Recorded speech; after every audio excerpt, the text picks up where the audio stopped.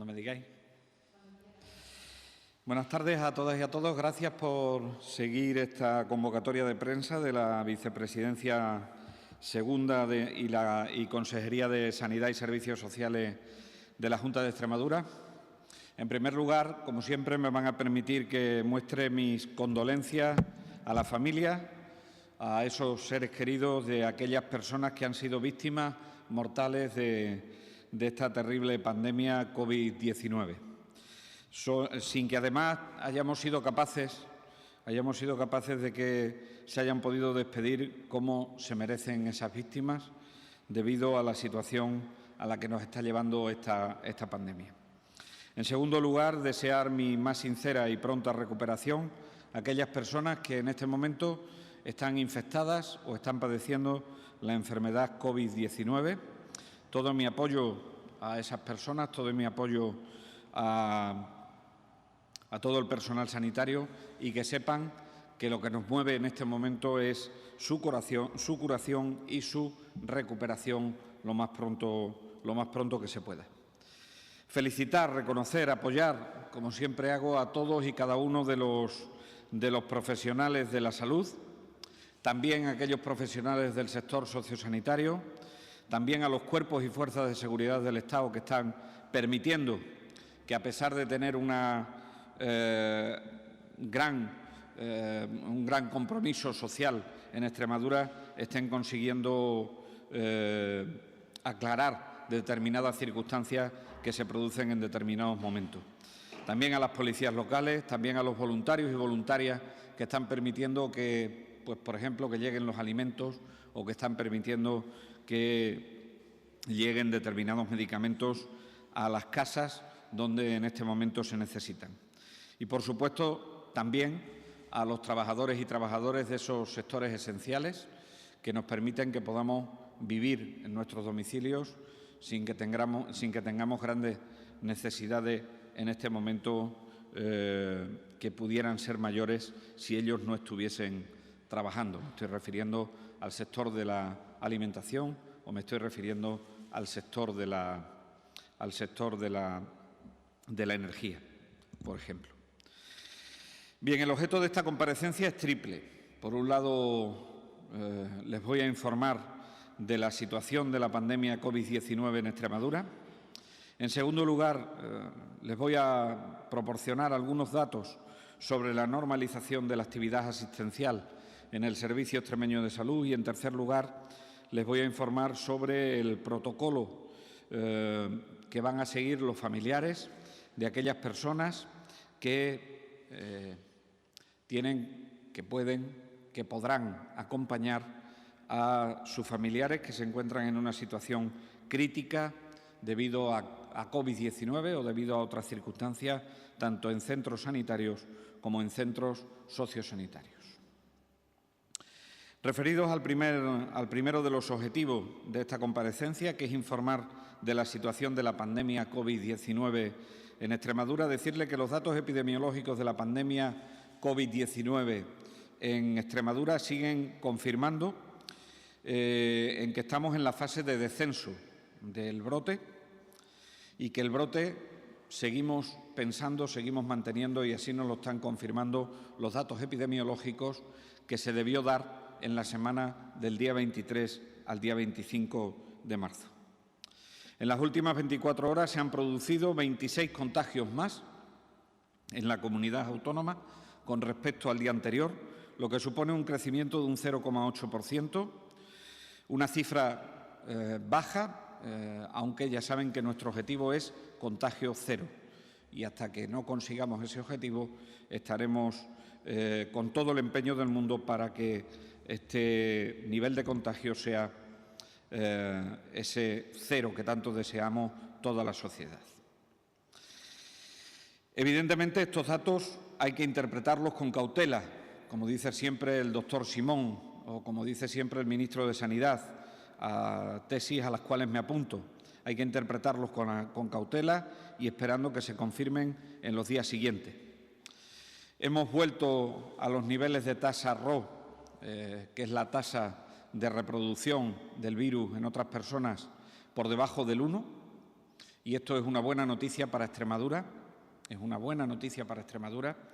porque también nos sitúa en la posición de salida para que podamos comenzar la fase de desescalada cuando el Ministerio de Sanidad y cuando la Vicepresidencia cuarta del Gobierno de España así lo decida.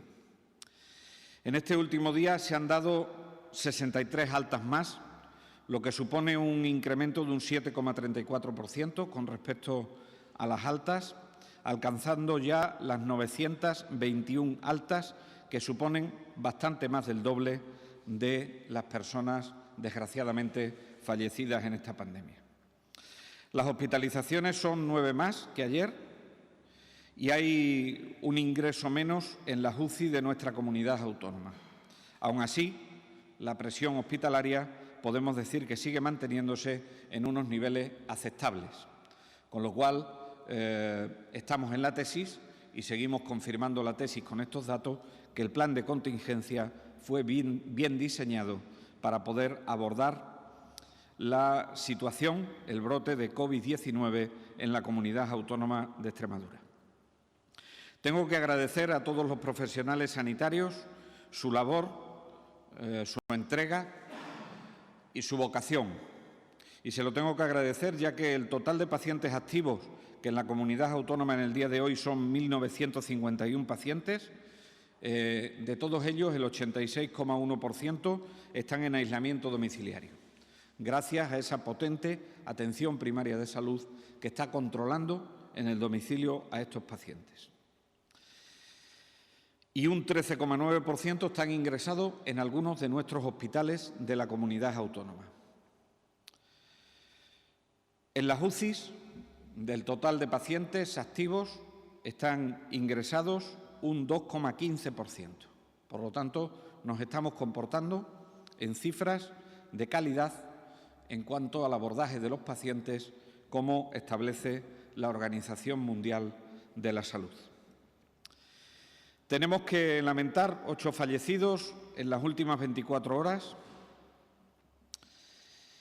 y ya hay 252 altas más que la suma de pacientes hospitalizados y personas fallecidas. Es decir, hemos conseguido curar en el total de la evolución del brote a 252 personas más que han fallecido o que en este momento se encuentran hospitalizadas. Por lo tanto, creo que vamos en la buena dirección, en la que tenemos que seguir insistiendo y en la que tenemos que seguir trabajando. Nuestros objetivos siguen siendo las residencias de personas mayores, donde hay 958 personas que en este momento están infectadas, del total de más de 14.000 residentes en el ámbito de nuestra comunidad autónoma, y lamentablemente han fallecido 355 personas.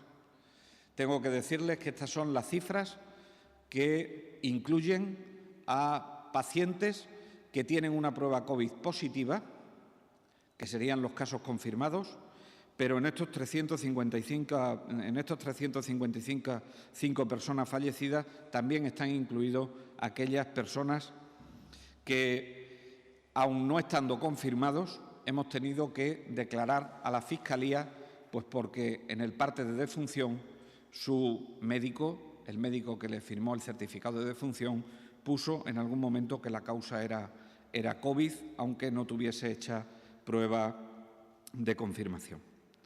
Hay un total de 73 residencias con algún positivo de esas 326 y la edad media de las personas infectadas, por darle los últimos datos con respecto a la situación del brote, a la situación de la pandemia en la comunidad autónoma, decirle que la edad media de las personas infectadas es de 62,4 años,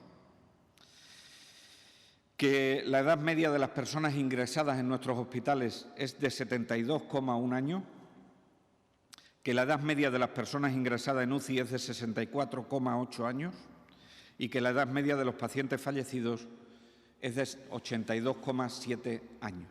Es decir, 83 años aproximadamente es la edad media de esos pacientes fallecidos. De ahí que el núcleo principal de nuestros desvelos, de nuestra entrega, de nuestro compromiso, sean las residencias de personas mayores, puesto que es ahí donde está la población más vulnerable, no solo por su edad, sino también por la situación de dependencia o por las enfermedades asociadas que se tienen. Paso al segundo objetivo que tenía esta comparecencia ante ustedes y que es hablarles de la normalización de la actividad asistencial. Ya se están aplicando desde esta semana, como fue nuestro compromiso, los protocolos de forma progresiva en todas las áreas de salud para recuperar esa actividad asistencial que les decía que se había perdido como consecuencia, siempre actividad asistencial programada, jamás actividad asistencial urgente o emergente, obviamente, pero sí actividad asistencial programada que teníamos que recuperar para irle ganando terreno al COVID-19. Así, la programación quirúrgica que tenemos prevista para esta semana permitirá realizar 115 intervenciones quirúrgicas más que la semana anterior.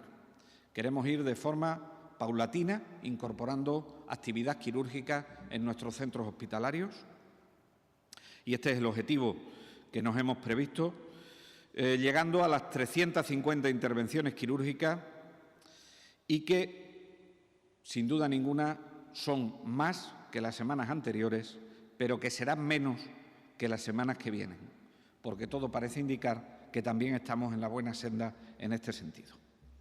En consultas externas hemos previsto llegar a las 25.000, lo que supondrá una actividad de 6.000 consultas externas más en todos nuestros centros de especialidades u hospitalarios que la semana anterior. En pruebas diagnósticas, esta semana se están negociando todos los protocolos, pero se realizarán inexcusablemente, por supuesto, las pruebas urgentes, también las pruebas de los pacientes ingresados, pero se van a incorporar todas aquellas pruebas preferentes, bien de sospecha de una determinada enfermedad o de seguimiento en las patologías que son graves. Por lo tanto, haremos también un incremento, aunque este incremento en las pruebas complementarias se verá más cristalizado en las semanas siguientes, puesto que ahora mismo hemos decidido, como les decía en mi comparecencia anterior en rueda de prensa, priorizar por recuperar la actividad fundamentalmente en intervenciones quirúrgicas y dentro de ellas en las intervenciones quirúrgicas oncológicas, en las intervenciones quirúrgicas vasculares o en las intervenciones quirúrgicas cardíacas. En atención primaria de salud también estamos incrementando las consultas de seguimientos para pacientes crónicos complejos y, por lo tanto, ahí lo que queremos es recuperar también la actividad normal en las urgencias hospitalarias en lo que se refiere a aquellas enfermedades que son tiempo dependientes. Me estoy refiriendo fundamentalmente al infarto agudo de miocardio o me estoy refiriendo fundamentalmente al ictus. También hago un llamamiento a la sociedad a que, por favor, ante un síntoma que le haga sospechar que lo que está padeciendo es un infarto agudo de miocardio o lo que está padeciendo es un ictus, que no dude, por favor, en consultar por miedo al COVID-19, que no dude en consultar con alguno de los servicios de urgencia. La atención primaria de salud va a ser clave para nosotros, como le decía el presidente de la Junta de Extremadura, Guillermo Fernández Vara, hace unos días en convocatoria de prensa en esta misma sala, y va a ser muy importante porque tienen que seguir a los pacientes COVID-19 que están aislados en domicilio, tienen que seguir prestando apoyos en las residencias, pero van a tener muy importante en dos elementos que ponemos en marcha a partir de la semana que viene. En primer lugar, todo lo que respecta a el estudio de seroprevalencia. La atención primaria ahí va a tener un papel crucial para que podamos desarrollar el estudio de seroprevalencia en el total del país y, en segundo lugar, van a tener un papel muy importante en la detección precoz de determinados brotes a medida que vayamos adoptando determinados criterios de desescalada en nuestro país. En el total del periodo se han hecho 12.428 PCRs, con un resultado de 2.705 positivas, lo que supone un 21,7% de positivos en función del total de PCRs realizadas. Y se han realizado 8.758 test serológicos, de los cuales 564 han sido positivos, lo que suponen un 6,4% de positivos. Está dentro de lo que esperábamos, está dentro de lo deseable en relación a tanto la utilización de la PCR como la utilización de los test rápidos en nuestra comunidad autónoma. La realización masiva de estos test rápidos es lo que ha permitido identificar más casos en residencias de mayores, porque fundamentalmente es ahí donde los hemos utilizado, bien de pacientes sintomáticos de forma inicial y también, en algunos casos, de pacientes asintomáticos. El tercero de los objetivos de mi comparecencia de prensa era relacionado con el protocolo que ya les anunciamos la semana pasada para el acompañamiento familiar de aquellas personas que se encuentran en un estado crítico o en la fase final de su vida, tanto en centros hospitalarios como en centros sociosanitarios o residencias. Miren, en nuestra sociedad estamos acostumbrados socialmente, es decir, es nuestra costumbre, es nuestro deseo, ser capaces o poder tener la posibilidad de despedirnos de las personas queridas, de las personas a las que apreciamos, de las personas por las que tenemos sentimientos. La fase de confinamiento a la que hemos estado sometidos en estos días no ha permitido que se haya podido realizar de la forma que desearíamos. Y hemos intentado normalizar esta situación, porque la fase de confinamiento más duro, ya digo, que no ha permitido que los familiares pudiesen acompañar a sus seres queridos en unos momentos tan difíciles y tan importantes o cuando más se necesitan la presencia de esos seres queridos. Esta situación de no normalizarse en un tiempo adecuado, de prolongarse en el tiempo, puede dar lugar a duelos mal elaborados que se cronifican, que acaban teniendo o que acaban manifestando las personas que no han vivido ese duelo problemas de salud mental importantes. Y, por lo tanto, por eso teníamos, y así lo entendimos hace unas cuantas semanas, que venimos trabajando en este protocolo para poderlo hacer con criterios de seguridad. Y lo que hemos hecho es diseñar un protocolo para visita de esos familiares a personas críticas o en la fase final de su vida, tanto en hospitales como en residencias de mayores. Les describo brevemente en qué consiste ese protocolo para que lo conozcan. Tenemos que intensificar la comunicación con las familias, independientemente del estado de la persona residente o de la persona hospitalizada. Por lo tanto, tenemos que utilizar todas las herramientas de comunicación que tienen nuestros profesionales y también, incluidas, la comunicación a través de las tecnologías de la información y de la propia comunicación. El uso de dispositivos móviles, el uso de tablets, el uso de teléfonos móviles va a permitir o permitirá o está permitiendo ya en bastantes centros y tenemos vocación de extenderlo todavía mucho más e intensificar el trabajo para que las familias conozcan cuál es la situación de su familiar. Todavía nos siguen llegando algunas quejas de algunos familiares que no tienen toda la información que ellos demandan y en este sentido tenemos que esforzarnos y tenemos que seguir insistiendo. Es cierto que el abordaje, que el afrontamiento de la pandemia COVID-19 absorbe mucho tiempo de nuestro personal sanitario, pero eso no puede ser excusa para que no tengan las familias toda la información necesaria, sabiendo que ahora podemos tener una situación que está mejorando y, por lo tanto, una situación en la que tenemos que seguir trabajando. Para organizar el protocolo se decidirá por parte del paciente, por parte del residente, si es que puede hacerlo, y si no puede hacerlo será la familia, quién quiere que le acompañe en los momentos más complicados de la enfermedad o de la vida de ese paciente o de ese residente si está en una residencia de mayores.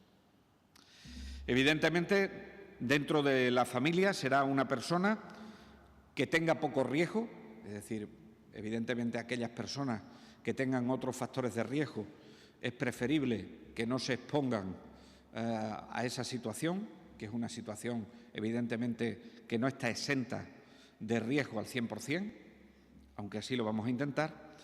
Y, por supuesto, la persona que acompañe a esa persona que está en estado crítico no puede tener síntomas sugestivos de COVID-19. Esta es otra de las condiciones que tenemos que poner para que no se produzca ningún problema en la visita. A la persona acompañante, el personal sanitario le informará, en primer lugar, de cuál es la situación del paciente o del residente, cómo se va a encontrar a su familiar.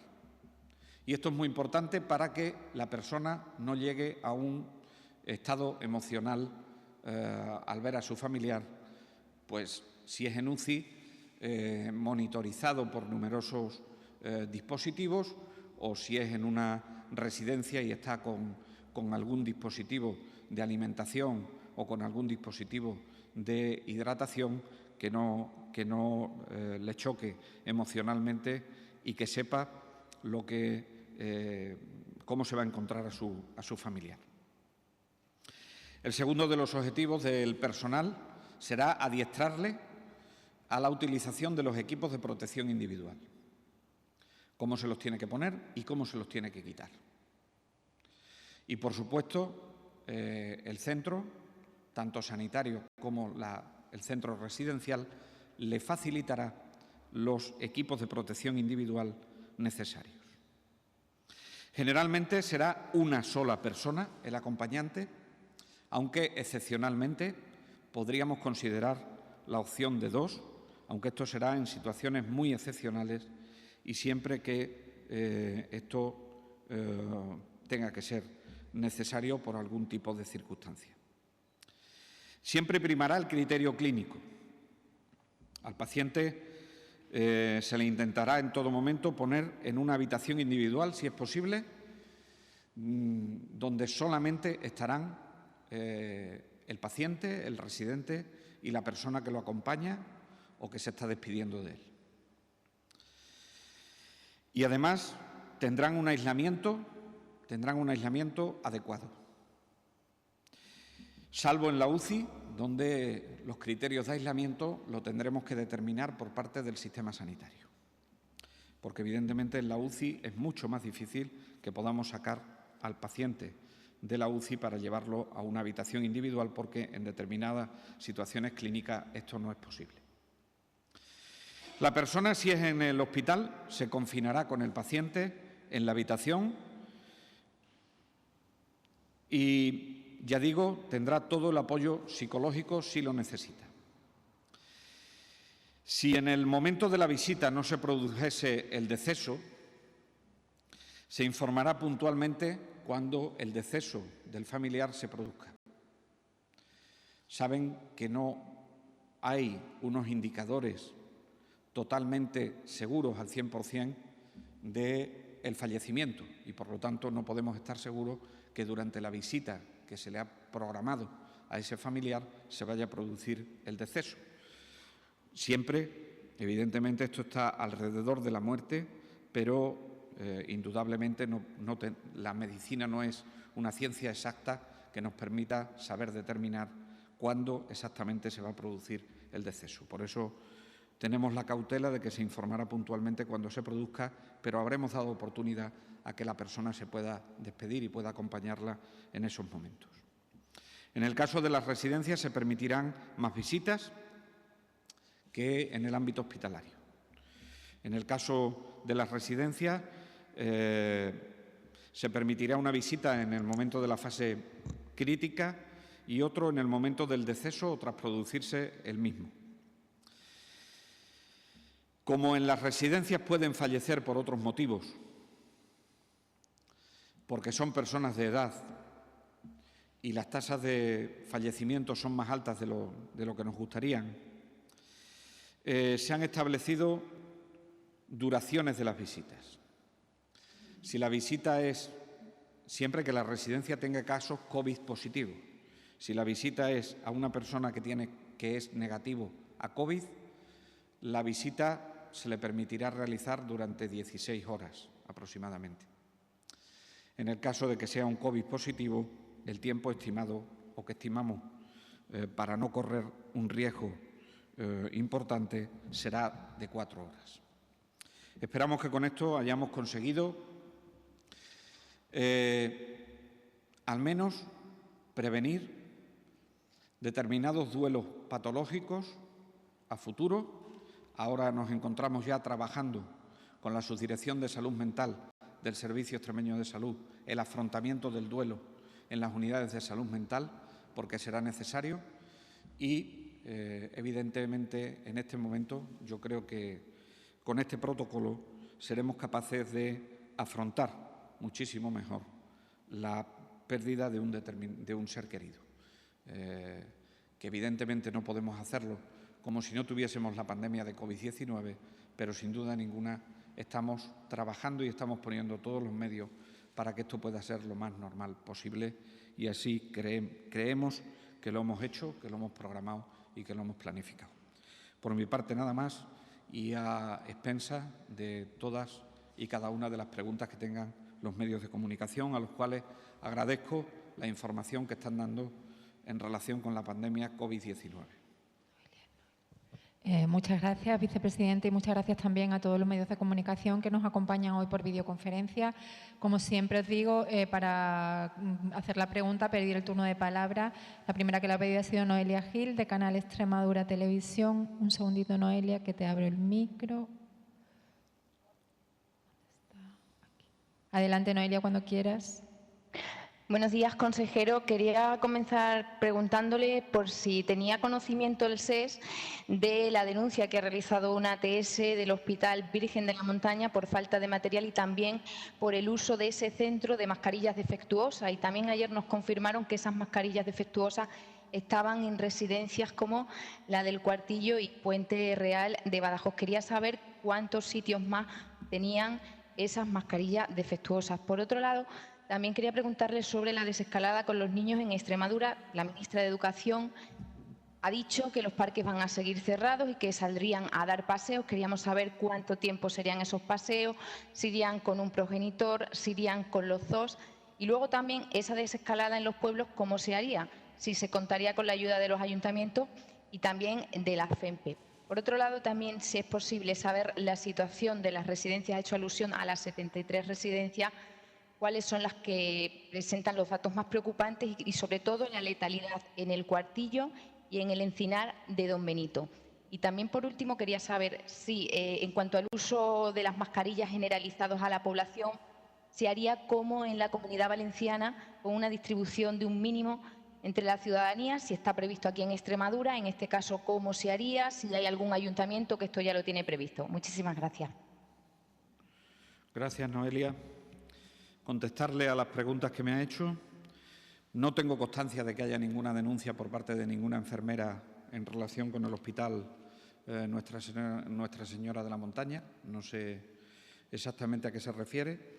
Confirmarle que el Hospital Nuestra Señora de la Montaña, comentarle que el Hospital Nuestra Señora de la Montaña ha contado y cuenta con todos los equipos de protección individual necesarios y que están sujetos a protocolo de la OMS. Es verdad que a lo mejor si el equipo de protección individual, pues porque hay que custodiarlo, porque saben que hemos sido objeto de sustracciones de equipos de protección individual en el pasado y tenemos que custodiarlo bien para hacer un buen uso de ellos, se pide a las 8 de la mañana y a lo mejor llega a las 9 o llega, es decir, puede haber algún problema horario, pero en ningún caso ha habido ningún problema en el Hospital Nuestra Señora de la Montaña. No me consta que haya habido ningún problema con respecto a los equipos de protección individual. Y, desde luego, lo que no me consta es que haya ninguna denuncia de ninguna enfermera que no sé a qué se refiere. No sé si es una denuncia que ha puesto ante la Fiscalía, si es una denuncia de otro tipo. Desconozco el tema. A mí no me consta que haya ninguna denuncia en ese sentido. Con respecto a esto que comenta de las mascarillas que no han pasado el filtro o que no han pasado la criba que les hace el Instituto de Salud Carlos III, quiero decirle que no han pasado la criba para considerarse mascarillas profesionales, FFP2. En ningún caso son inservibles, sirven como mascarillas quirúrgicas. Aún así, nosotros hemos hecho caso y en cuanto nosotros tuvimos notificación de que esas mascarillas no cumplían con el criterio de FFP2, las hemos retirado de la circulación. En total le puedo decir que hay 9 trabajadores en todas nuestras residencias que la han utilizado, 9 trabajadores en total, el resto se han retirado todas. Y en el resto del sistema sanitario, hemos retirado una gran cantidad de mascarillas de estas características en cuanto hemos tenido conocimiento de la alarma. Pero la alarma se produce después de que ya se hubiesen incorporado a determinados equipos de protección. Por lo tanto, ¿qué es lo que estamos haciendo? Pues en responsabilidad y desde el punto de vista de la salud laboral, y no creemos que haya más de entre 1.000 o 1.500 afectados. No creo que haya muchos más afectados en nuestra comunidad autónoma por las estimaciones que hemos hecho.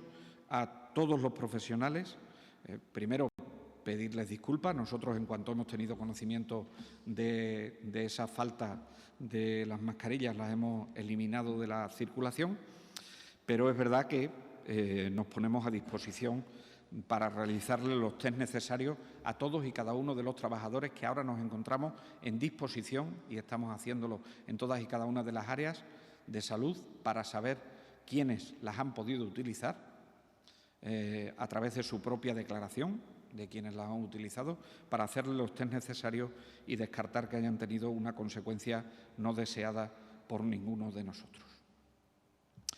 Con respecto a la desescalada, me hace 2 preguntas con respecto a la desescalada. De la desescalada de los niños estaremos a lo que diga, si es que ya se ha pronunciado, el Consejo de Ministros de hoy. De momento no tenemos más información con respecto, o ayer, mejor dicho, en el Consejo Interterritorial del Sistema Nacional de Salud no se nos proporcionó información a las comunidades autónomas en relación con la desescalada y con la salida de los niños. Por lo tanto, no le puedo avanzar ninguna información al respecto en el tema de los niños. La desescalada y el papel de los ayuntamientos es un papel muy importante. Para nosotros, tan importante que tanto la Dirección General de Acción Local como la Federación Extremeña de Municipios y Provincias van a formar parte del núcleo central del grupo de trabajo que va a organizar la desescalada en la Comunidad Autónoma de Extremadura y que es uno de los grupos que empezará a trabajar lo antes posible para ir desescalando. Me preguntaba también sobre las mascarillas a la población. Pues sobre las mascarillas a la población no hay una postura unánime todavía que exijan a la población que sea obligatorio que la población lleve esas mascarillas. Siempre que se controlen las distancias sociales de seguridad, esas mascarillas no son necesarias. Y en este momento y en el día de hoy lo que está reunida es la comisión interministerial que fija los precios de los medicamentos y de los productos sanitarios, donde participamos las comunidades autónomas, y a partir del día de hoy sabremos cuánto nos cuestan las mascarillas para poderlas adquirir en las oficinas de farmacia. Por si llegado un momento, pues tenemos necesidad de hacer uso de ella cuando se vaya trabajando en todo el tema de la desescalada, como usted decía. En cuanto a las residencias, ¿cuáles son las que nos preocupan en este momento? Lo ha dicho usted antes, el Cuartillo nos preocupa el Encinar, nos preocupa Domus Vid en el área de salud de Badajoz, nos preocupa la de Talayuela, nos preocupa la de Coria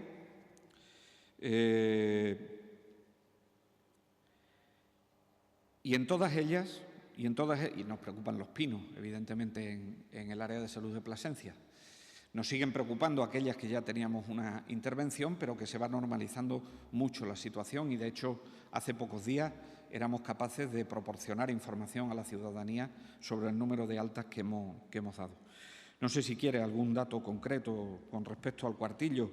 Decirle que en realidad, si tuviésemos que declarar los datos a la Fiscalía, y así lo hemos hecho, en el Cuartillo han fallecido 69 personas. ¿Todos eran COVID positivos confirmados por PCR? No. 28 de ellos eran COVID positivos confirmados por PCR.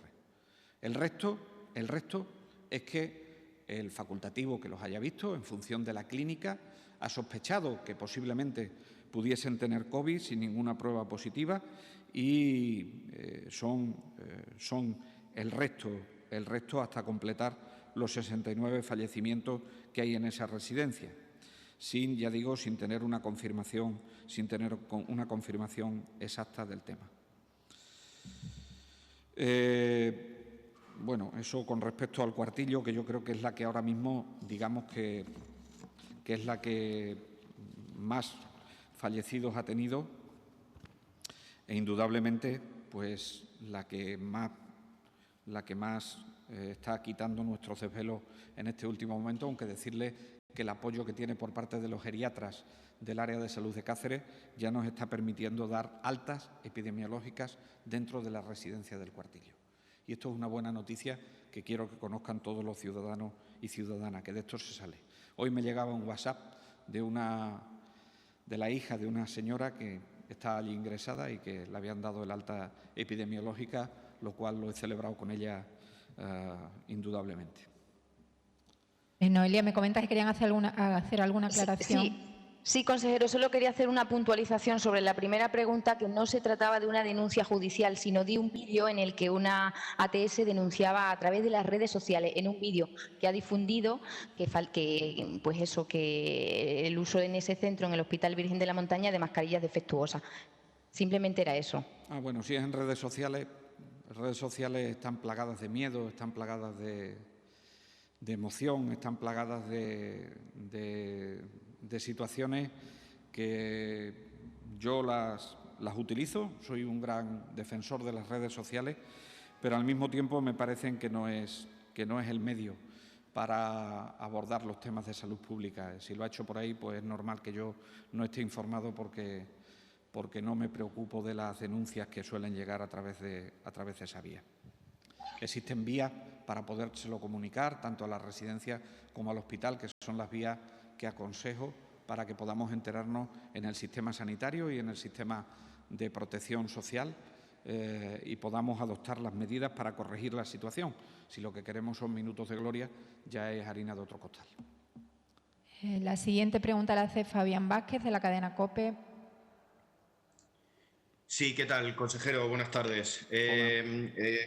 Noelia me ha pisado algunas de las preguntas que tenía previstas, así que vamos a otras. Ha hablado usted que hay que esperar en cuanto al desconfinamiento para los niños al Consejo de Ministros, pero hoy en el diario El País se habla de las personas mayores, que también puede ser uno de los grupos de personas que se pueden desconfinar en los próximos días. No sé si eso aquí en Extremadura también se está abordando o no. Y una última pregunta es acerca del colectivo de fisioterapeutas de Extremadura, que denuncian a través de su colegio oficial que el Servicio Extremeño de Salud ha tardado un mes en responder la petición que hacen ellos para suspender la actividad en estos centros y finalmente no se ha suspendido esta actividad, pese a que otras comunidades autónomas como Andalucía, Castilla-La Mancha, País Vasco, Cataluña e incluso Galicia también la han suspendido. Esto es un colectivo, además, que lleva también, como otros muchos, con su negocio cerrado, y a través del Colegio de Fisioterapeutas de Extremadura les están diciendo que tienen que comprar ellos el material de protección para volver a trabajar, cuando evidentemente están sufriendo graves problemas económicos, como otros muchos en la región debido a este estado de alarma. ¿Cuál es la posición del Servicio Extremeño de Salud? Gracias, Fabián. Le aclaro, con respecto a la desescalada en personas mayores, nada se ha hablado. Nada se ha hablado. Ayer tuvimos un consejo interterritorial. En el que se habló de la desescalada con muchísima profundidad. Evidentemente es uno de los temas que siempre está encima de la mesa, pero no hay ninguna programación prevista para la desescalada de personas mayores. La desescalada en niños, ya digo, tenemos que esperar a que, a que el Consejo de Ministros nos diga cómo se va a realizar y, por lo tanto, nosotros, desde el ámbito sanitario, adoptar todas las medidas necesarias y suficientes para que se puedan hacer una desescalada de la mejor forma posible. Claro que las personas mayores y la desescalada en personas mayores está dentro de los objetivos de la Junta de Extremadura, pero la desescalada no es un proceso rápido, es un proceso que, como decía el otro día el presidente de la Junta de Extremadura, que creo que era muy gráfico, va a ser a cámara lenta. Y, por lo tanto, tenemos que implementar una medida, esperar la mitad de un periodo de incubación aproximadamente, que es ver si se ha producido rebrote o no se ha producido rebrote, y a partir de ahí tomar la siguiente medida. Es decir, esto no es empezar a poner medidas encima de la mesa y cada una distinta en cada una de las comunidades autónomas, ¿no? Yo creo que ayer quedó claro, tanto por parte de la Vicepresidencia cuarta del Gobierno de España como por parte del Ministro de Sanidad, que lo primero que tenemos que hacer es trabajar en los cimientos de la desescalada. Y los cimientos de la desescalada es tener sistemas de información potentes, que las comunidades autónomas demos bien los datos, que las comunidades autónomas seamos capaces de detectar precozmente los brotes que se vayan produciendo y, en tercer lugar, que seamos capaces de utilizar de forma adecuada la tecnología de la información y de la comunicación para podernos adaptar a la desescalada. No obstante, decirle que si hay alguna persona mayor, igual que si hay algún paciente crónico complejo que en este momento su médico de cabecera entiende que le tiene que prescribir ejercicio físico porque está en riesgo su autonomía o está en riesgo por cualquier otro factor de riesgo, el Real Decreto que establece el estado de alarma permite situaciones asimilables como las que hemos tomado en relación a los chicos y chicas con trastornos del espectro autista o a las personas que tienen trastornos de salud mental grave. Por lo tanto, yo creo que en ese sentido tenemos que utilizar también el sentido común en el tema de la desescalada. Me preguntaba por el tema de los fisioterapeutas. Nosotros, como comunidad autónoma, yo no sé cuándo lo han hecho las otras comunidades autónomas. Desconozco cuándo lo han hecho las otras comunidades autónomas. Le digo, cuando a nosotros nos llega la solicitud por parte del Colegio Oficial de Fisioterapeutas de Extremadura, ya estaba declarado el estado de alarma. Y, por lo tanto, operaba el mando único.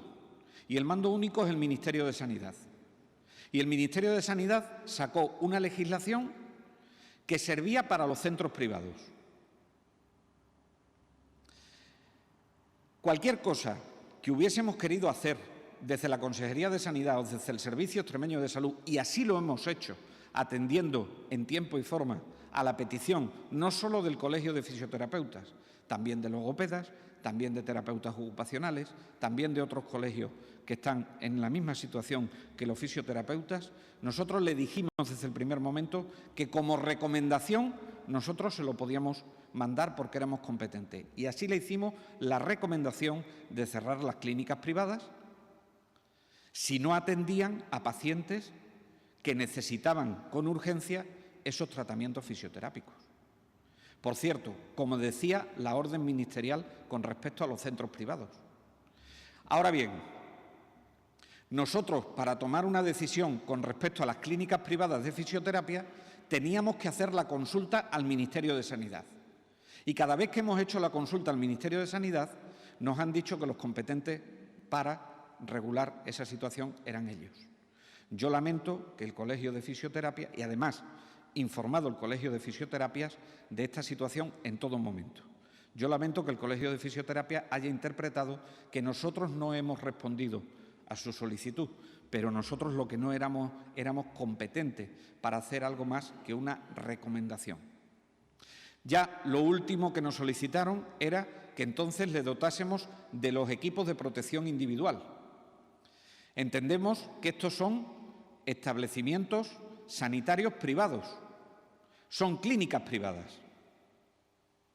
Yo no le estoy dando los equipos de protección individual del Servicio Extremeño de Salud a las clínicas privadas. No se lo estoy dando. Serán los servicios de prevención de riesgos laborales de esas clínicas privadas quien se tiene que buscar la vida para conseguir los equipos de protección individual. Porque lo que no me gustaría pensar es que por no darle los equipos de protección individual fuésemos a un ERTE por causa de fuerza mayor ante una razón de salud pública, porque eso no podría ser así en ningún caso. Por lo tanto, esto es lo que ha ocurrido con los fisioterapeutas y lo que ha ocurrido con el resto de las clínicas privadas que nos han hecho la consulta. Es decir, nosotros hemos atendido a todos los colectivos en todo momento. Y para los que hemos sido competentes de legislar, hemos legislado.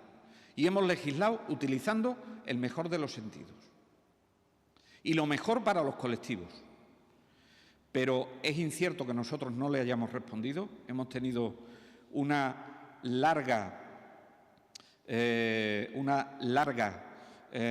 largo intercambio epistolar a través de correo electrónico y a través de otras notificaciones con el Colegio de Fisioterapia, y no es cierto que hayamos tardado un mes. Lo que no éramos competentes para suspender la actividad. Y eso nos lo ha dicho nuestros asesores jurídicos y nuestra abogacía. Y yo tengo que hacer caso, evidentemente, a mi abogacía y tengo que hacer caso a mis asesores jurídicos.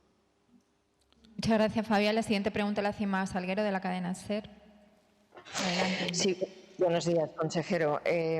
Varias cuestiones, ampliando un poco lo que ha señalado, se las formulo de manera rápida. Sobre el tema de los datos de la desescalada, aunque ya ha comentado que queda todavía mucho y que no se ha cerrado todo lo que tiene que ver con ese plan, entiendo que el Gobierno les ha solicitado un cuestionario con una serie de criterios y, según sus palabras, comprendo que se le ha facilitado, pero no sé si podría determinar un poco más qué tipo de criterios se les ha solicitado en este caso para estructurar ese plan de desescalada. Que mirando a la región también le pregunto, aunque sea difícil evidentemente determinarlo, el otro día el presidente hablaba que también podría ser un plan por municipios o por zonas, todo por concretar según la evolución de la pandemia.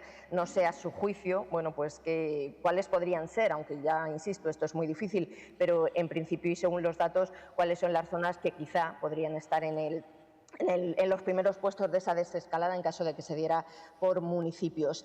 Sobre el tema de las residencias, comprendo que será difícil o a lo mejor nos lo pueden facilitar fuera ya de la comparecencia, porque si no he apuntado mal, ha señalado el número de fallecidos de manera general, tanto los que tenían COVID como los que no. No sé si sería posible detallar algo más sobre los que estaban contagiados con positivo confirmado, los que tenían síntomas o incluso qué personal asistencial del contagiado era de residencia, si lo conocen. Y dos cuestiones simplemente más, y perdón por el tiempo. Si existe alguna residencia que haya tenido o mantenga algún caso o expediente abierto o esté siendo investigada por Fiscalía, y qué valoración hace de esos nuevos criterios de los que ahora se habla sobre lo que podrían ser otros síntomas para detectar COVID, no fiebre, no tos, sino cosas relacionadas con la piel y otra serie de cuestiones que se están comentando por los expertos. Muchas gracias. Gracias, Inmaculada. Sí, nosotros hemos enviado el cuestionario al Gobierno de España. Lo enviamos en tiempo y forma. El plazo era que lo teníamos que enviar ayer. Es un cuestionario muy largo, es un cuestionario que recoge qué grupo forma la desescalada. Nosotros le hemos detallado cuáles son las instituciones y cuáles son los órganos directivos de la Junta de Extremadura que tienen que formar parte de ese grupo, de ese núcleo central de la desescalada. Esto no impide que luego haya grupos de trabajo que se tendrán que formar en relación con la empresa y el empleo, en relación con la cultura y el turismo, en relación con el voluntariado, en relación con otros grupos de trabajo para abordar de una forma muchísimo más integral la desescalada. En ese cuestionario nos pedían básicamente los siguientes datos. En primer lugar, ese grupo de trabajo. En segundo lugar, cuál era nuestra situación con respecto a determinados temas en cuanto a funcionamiento de nuestros centros sanitarios. En tercer lugar, cómo veíamos nosotros, a quiénes veíamos nosotros preparados para poder afrontar una detección precoz de un rebrote. Y en cuarto lugar, lo que nos solicitaban también era todo lo que tenía que ver con cómo íbamos a planificar en la Comunidad Autónoma de Extremadura el tema de la desescalada, no desde el punto de vista de qué medidas vamos a adoptar en la desescalada, sino en relación con cómo organizaríamos nosotros el grupo o los grupos de trabajo para realizar esa desescalada. Eso ya digo que se realizó ayer. Yo suscribo las palabras del presidente de la Junta de Extremadura, las suscribo y después de escuchar ayer lo que escuché en el Consejo Interterritorial del Sistema Nacional de Salud, la desescalada no va a ser una desescalada que se vaya a producir de forma homogénea en todo el país, ni en toda la comunidad autónoma, ni por municipios, o puede ser por barrios. Y tampoco se puede decir, por el número de casos, dónde va a ser antes la desescalada. Ni tampoco se puede decir, por el número de fallecidos o por la ausencia de positivos, dónde va a ser antes la desescalada. Porque dependiendo de la medida que adoptemos en el ámbito de la desescalada, convendrá que la población donde se haga esa desescalada esté más inmunizada. Y si está más inmunizada y tiene más defensas, es preferible que se comience por las zonas donde han tenido muchos casos. Si la medida que se propone es una medida que se puede probar en la zona donde no ha habido una incidencia masiva del brote, pues es probable que tengamos que priorizar por otras áreas o por otras zonas de salud. A mí me preocupan los dos extremos. Me preocupa el extremo de donde ha habido muchos casos, porque ha habido muchos casos y eso ha conllevado un sufrimiento de la población muy importante, pero también me empieza a preocupar las zonas o las áreas de salud donde ha habido pocos casos, porque esas zonas y esas áreas de salud son naif o son vírgenes en las defensas. Y eso es una situación complicada para que la desescalada se produzca de forma rápida o de forma urgente, porque no están preparados para esa situación. Es decir, si usted a un vecino del área de salud de Llerena Zafra le dice lo que ha pasado en el área de salud de Cáceres, se lo creerá porque lo ven en las noticias, porque se lo cuentan ustedes y porque está relativamente cerca, pero no porque ellos lo hayan vivido en sus carnes. No tienen ni la experiencia del confinamiento, ni tienen la experiencia del sufrimiento que han vivido en otras áreas. Por lo tanto, pueden entender peor que la desescalada tenga que ser más lenta. Y estas dos situaciones extremas del área de Cáceres y el área de salud de Llerena Zafra son dos ejemplos claros de por qué en este momento, aunque quisiera, no puedo decantarme por ninguna situación. Vamos a tener una prueba de fuego próximamente con la recogida de la cereza.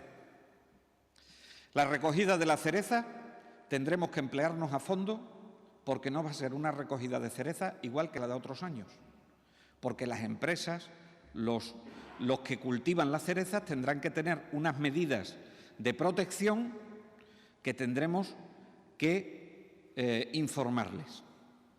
Porque nosotros tendremos que reforzar los centros de salud del área del Jerte para que puedan detectar nuevos casos cuanto antes.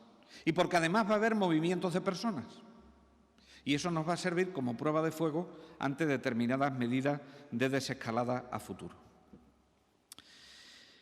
Me dice si puedo detallar algo más de las residencias. tenemos un cuadro de mando muy grande. Yo solamente le voy a dar un dato, creo que se lo he dado, en relación al cuartillo. El resto, lamento no tenerlos desagregado como me hubiese gustado, pero yo en el global se los facilito, de los 355, cuántos han sido confirmados, porque eso los tenemos, y cuántos han sido casos posibles. No tengo ningún problema en detallárselo, así como el personal que ha sido afectado en las propias residencias. Nosotros tenemos, no sé si lo tengo aquí,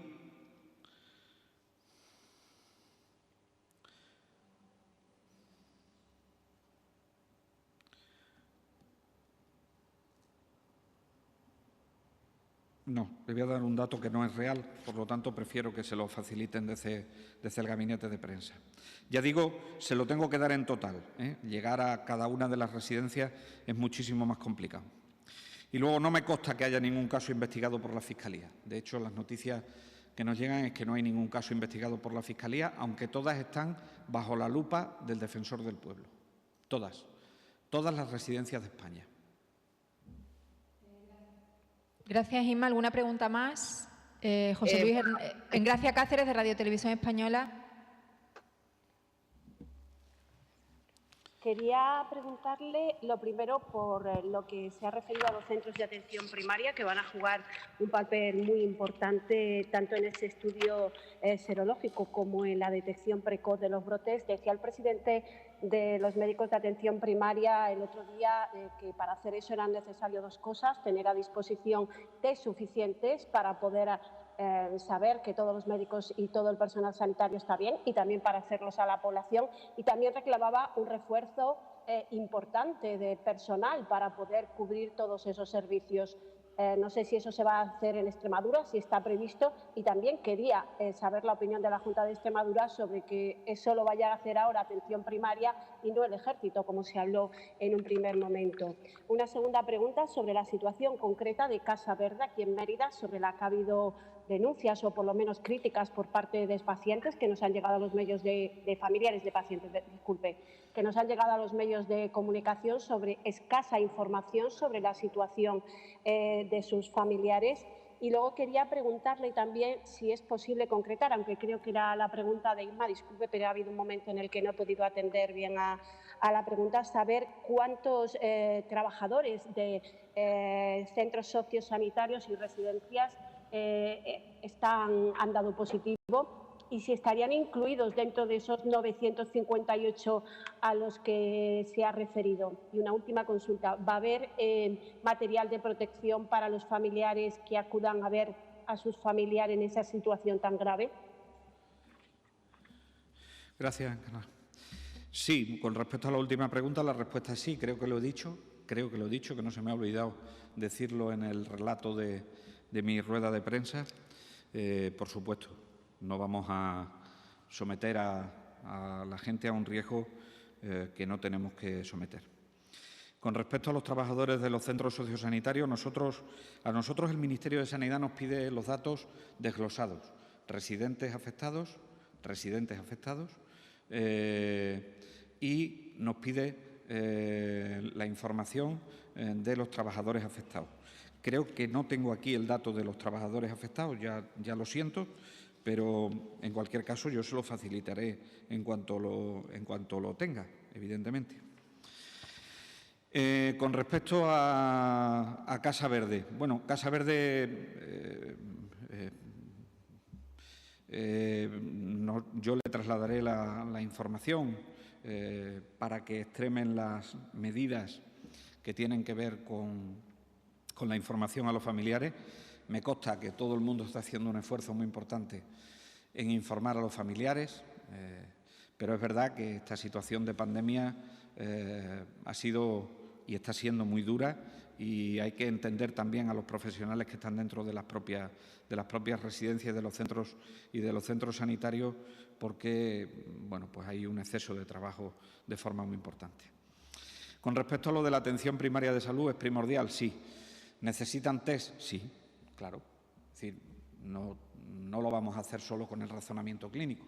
Habrá que dotarles de una herramienta diagnóstica que sea lo más precoz posible para poder detectar de forma precoz y de forma rápida si se está produciendo el rebrote o no se está produciendo el rebrote. Por lo tanto, yo en ese sentido decirle que sí, que le dotaremos de los test necesarios. Y luego, en cuanto al refuerzo de personal, mire, nosotros afortunadamente tenemos una atención primaria de salud muy sólida, muy desplegada en el territorio. Creo que tenemos unos profesionales en la atención primaria de salud, creo y lo afirmo, muy profesionales y muy preparados para poder detectar precozmente los casos. Pero al igual que hemos hecho con la primera fase de esta pandemia COVID-19, que hemos tenido que realizar algo así como 1000 y pico de contrataciones en el Servicio Extremeño de Salud en lo que llevamos, no todas han sido para hospital. Hay una parte importante de refuerzo que hemos hecho ya en la atención primaria de salud y, por lo tanto, en ese sentido, eso es una muestra de cómo vamos a trabajar en este sentido. Y me consta, no sé si le he entendido bien la pregunta, me consta que el Ejército está adiestrándose para realizar test. Me consta. Y en eso nos pueden ayudar. Sobre todo, yo creo que nos pueden ayudar más en el estudio de seroprevalencia. Y si en el momento de la desescalada se diese una situación, ojalá no ocurra y sepamos tomar las decisiones de la forma más acertada posible, se diese una situación que nos llevase a un aumento significativo de casos, pues también nos vendría muy bien el papel del Ejército entrenado en la realización de esos test.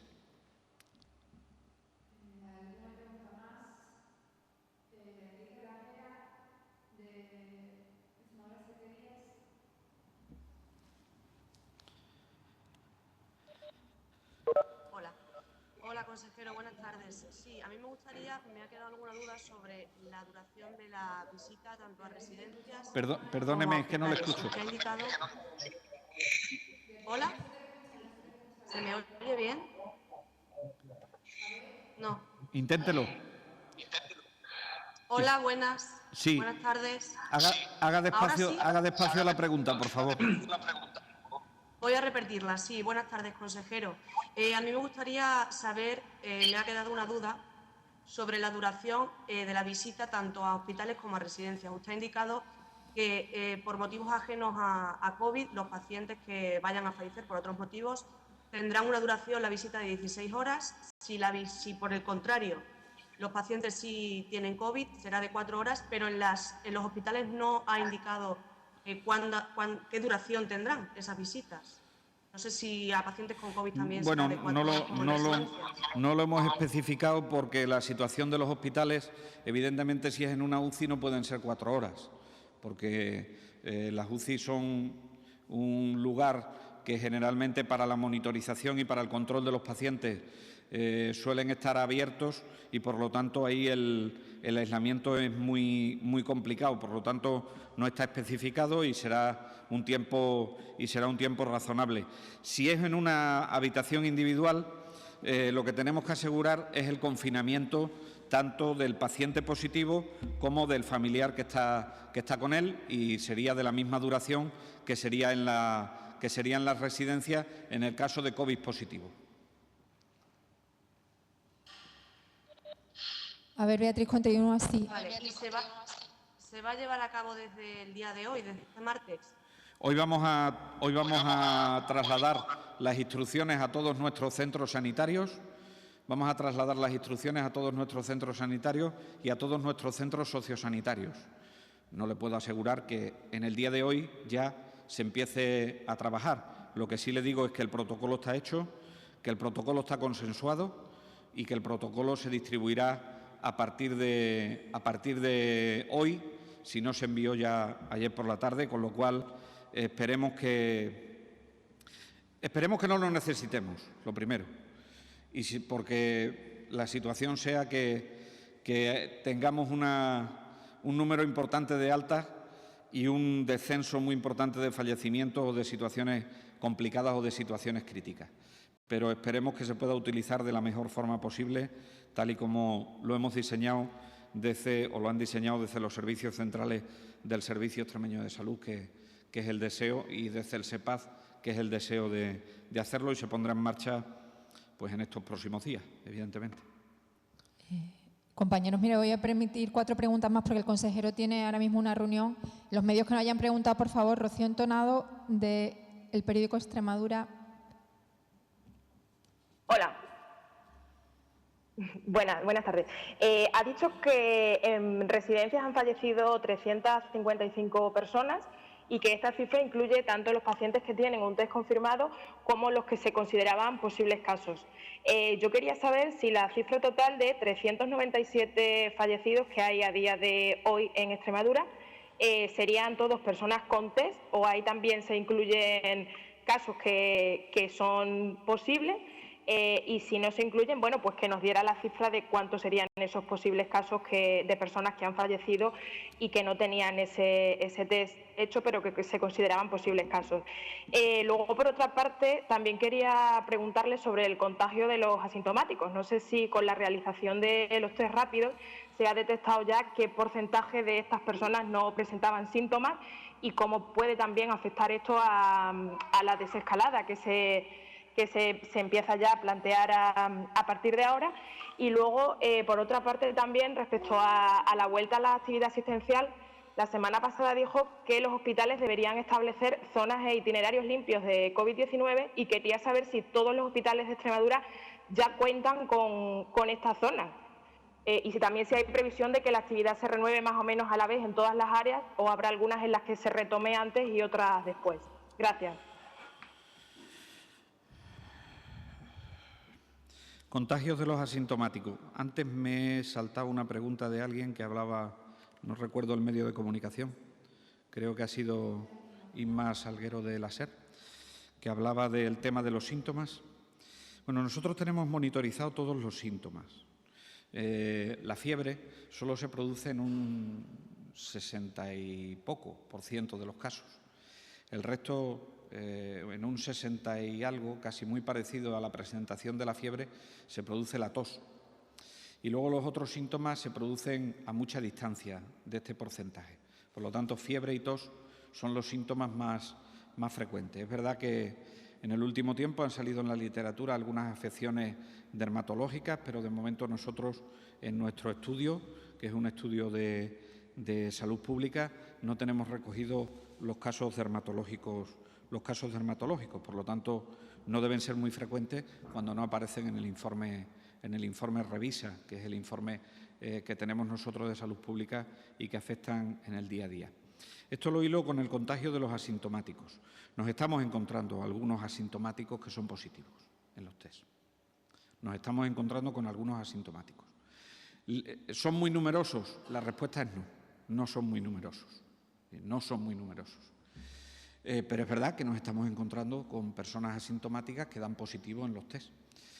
Los test, como me he cansado de repetir, y no me importa volverlo a repetir otra vez, nos miden las defensas, no nos miden si tienen el virus.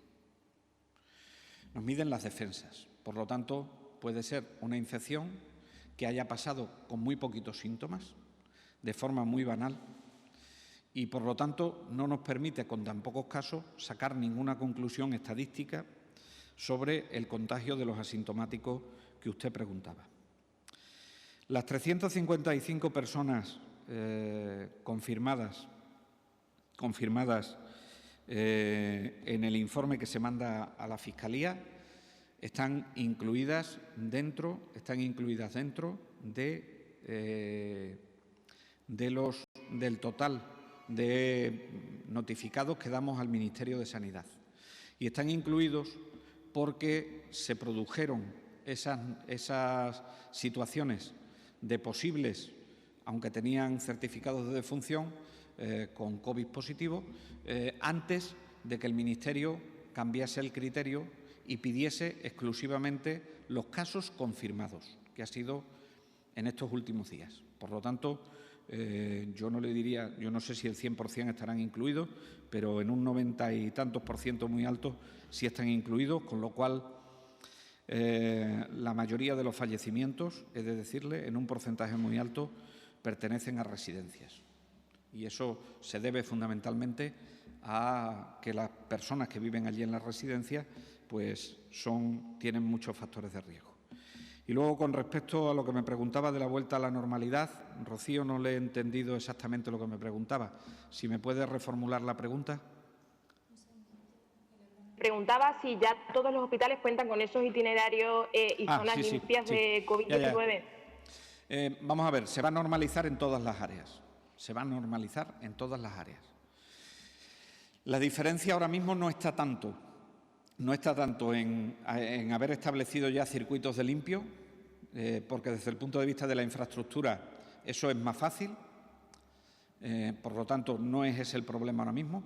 El problema ahora mismo está en consensuar con los servicios quirúrgicos, los elementos para la seguridad clínica de la intervención quirúrgica que se va a realizar. Y eso es lo que nos va a llevar a diferentes velocidades. Por ejemplo, el área de Coria se incorporará posteriormente, pero en contraprestación a eso, por ejemplo, el área de Cáceres ya ha empezado hace días con una normalización o una tendencia a la normalización de la actividad quirúrgica. Pongo por caso, ¿no? Con un protocolo que han sido capaces de consensuar con los propios quirúrgicos, ¿no? Por lo tanto, yo creo que el problema no es los circuitos, porque los circuitos están bien establecidos. Incluso diría que eso es lo más fácil de todo, establecer desde el punto de las infraestructuras los circuitos de limpio y de sucio, o de infectado, mejor dicho, pero desde luego, sin duda ninguna, lo que tenemos que asegurar muy bien, lo que tenemos que trabajar muy bien, es la seguridad para los pacientes. Hay evidencia científica que nos dice que pacientes infectados por COVID, que son sometidos a intervenciones quirúrgicas importantes, tienen un peor pronóstico. Y esto es lo que debemos asegurar bien si no queremos hacerle más daño a la población del que ya tienen, ¿no? Muchas gracias, vicepresidente, y muchas gracias a todos por haber estado en la rueda de prensa. Muchas gracias. Muchas gracias a todos y a todas.